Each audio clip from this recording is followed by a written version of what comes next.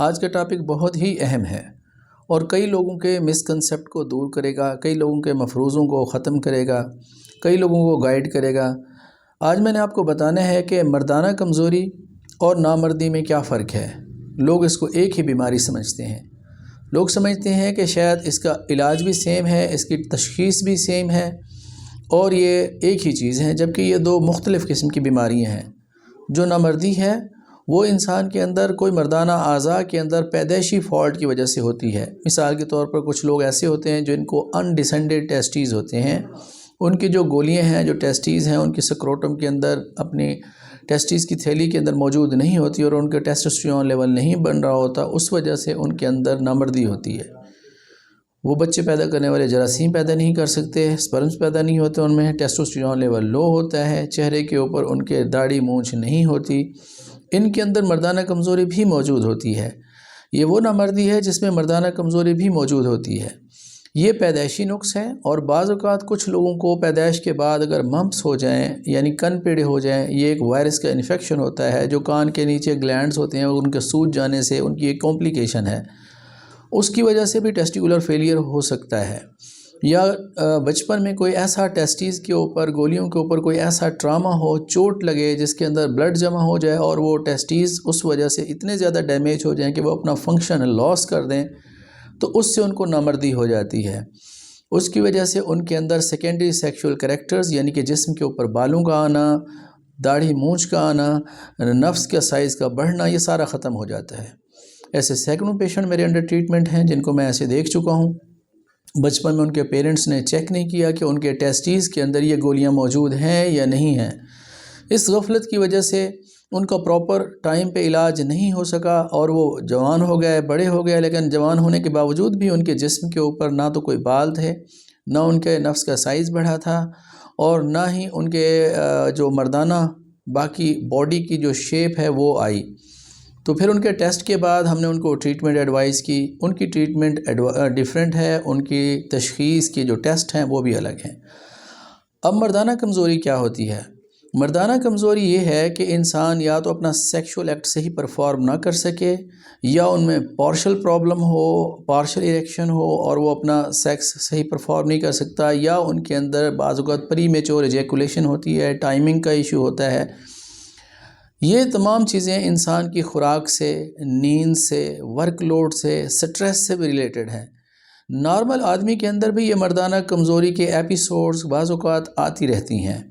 ایک normal person ہے، کوئی بھی اس کو بیماری نہیں ہے، نہ اس کو بلڈ ہے، نہ اس کو بلڈ پریشر ہے، نہ اس کو شوگر ہے، نہ کوئی اور کوماربیڈیٹی ہے، لیکن بعض اوقات due to any stress, job کا سٹریس ہو یا کوئی بھی ان کو ایسا سٹریس ہو جائے، کوئی مینٹل ٹراما ہو جائے، اس بیس پہ وہ اپنا سیکسول ایکٹ، اپنی سیکس پرفارم نہیں کر سکتے، تو یہ کچھ عرصے کے لیے، کچھ وقت کے لیے ان کو یہ مردانہ کمزوری یا اریکٹائل ڈسفنکشن ڈیولپ ہو جاتی ہے۔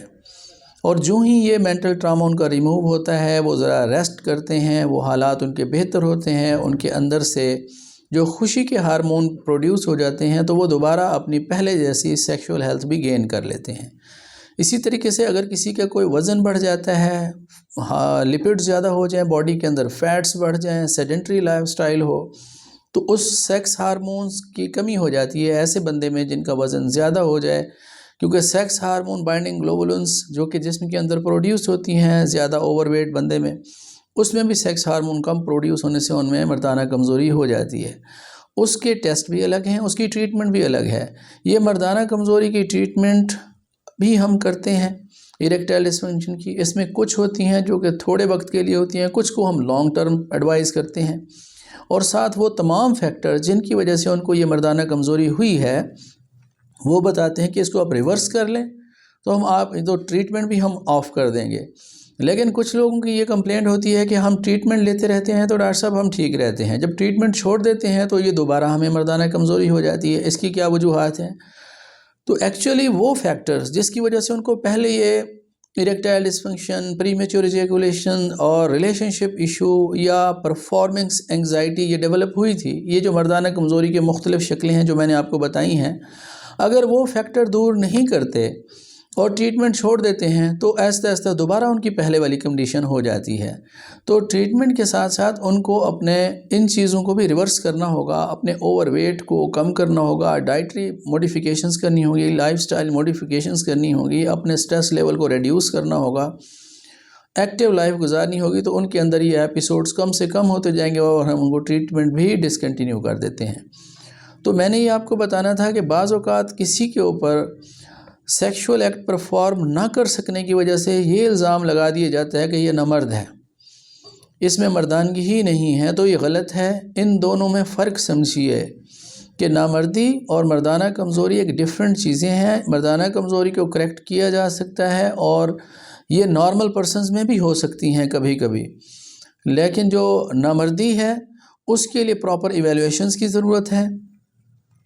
نامردی کے اندر مردانہ کمزوری بھی موجود ہوتی ہے، لیکن مردانہ کمزوری میں یہ ضروری نہیں ہے کہ اس میں نامردی بھی ہو۔ کئی پیشنٹ ایسے میرے پاس آئے ہیں کہ ان کے کوئی آرگینک ایشو اس میں نہیں تھا، ان کا آرگن ٹھیک تھا، ان کے ٹیسٹیز بالکل پیلپیبل تھے، اپنی سکروٹم کے اندر نارمل سائز تھا، ٹیسٹ کروایا تو ٹیسٹوسٹیرون لیول ان کا نارمل تھا۔ ان کو پرفارمنس انگزائٹی سیکس پہلی رات میں، شادی کے بعد پہلی رات ڈیولپ ہوئی، جس کی وجہ سے وہ پرفارم نہیں کر سکے اور ان پہ یہ الزام لگا کہ یہ نامرد ہے، اور اس کے بعد ان کا ڈائیورس تک بات جا پہنچے اور ڈائیورس ہو بھی گئی کچھ پیشنٹس کی، جبکہ وہ ٹھیک تھے۔ اور کئی لوگ ایسے بھی ہیں جو ہسٹری ہمیں بتائی گئی کہ کسی کے ساتھ ایسے ہوا اور اس نے اپنی جان کا خاتمہ کر لیا جبکہ وہ نارمل ہوتے ہیں۔ تو سب سے بیٹر یہ ہوتا ہے کہ شادی سے پہلے ڈاکٹر کو چیک کروائیں۔ اس کو پری میرج کاؤنسلنگ کہتے ہیں۔ ایڈوانس کنٹریز کے اندر یہ کامن پریکٹس ہے کہ پری میرج کاؤنسلنگ لی جاتی ہے، لیکن ہمارے یہاں اس چیز کا رواج نہیں ہے۔ تو ہر وہ شخص جس کی شادی ہونے والی ہے 2-3 مہینے پہلے یا 2-3 ہفتے پہلے، وہ اس چیز کے اسپیشلسٹ کے پاس آئے اور اپنے آپ کو چیک کروائے کہ وہ ہر لحاظ سے بیٹر ہے، اور اس بارے میں وہ کاؤنسلنگ لے، جس سے اس کی آنے والی زندگی جو شادی شدہ لائف ہے وہ بہت بیلنسڈ اور خوشگوار گزرے گی۔ تو آج میں نے آپ کو یہ ڈیفرنس بتانا تھا کہ نامردی اور مردانہ کمزوری میں کیا فرق ہے، اور اس کی ٹریٹمنٹ میں کیا فرق ہے، اس کی تشخیص میں کیا فرق ہے۔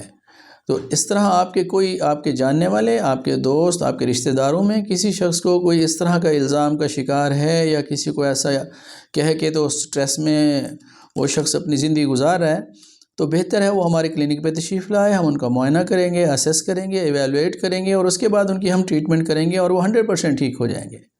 Thank you very much.